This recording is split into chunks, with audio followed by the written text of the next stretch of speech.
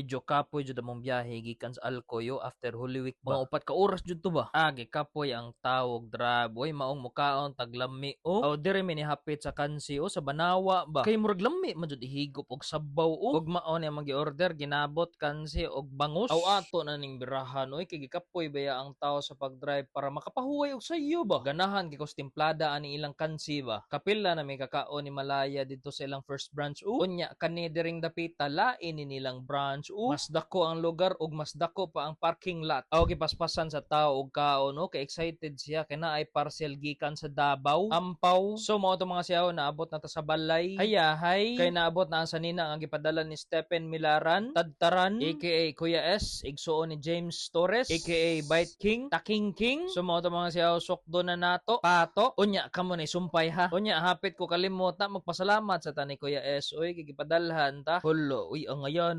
tao. Hala pamalit na mo kay dali ra kay ni mahurot o. Tungod sa kanindot sa quality og very affordable kaayo ba. So mao to mga siyaw adlaw nga Lunes mamawi ta kay daghan kitag nakaon pag Holy Week. Lain man sa kayo mo palabit tag kaon nya wa tay pasiingot amo burot atong tiyan imbis XL ta mahimo na noon tag triple XL. Unya diri na lang nako putlo na akong vlog ha. Till next time mga siyaw.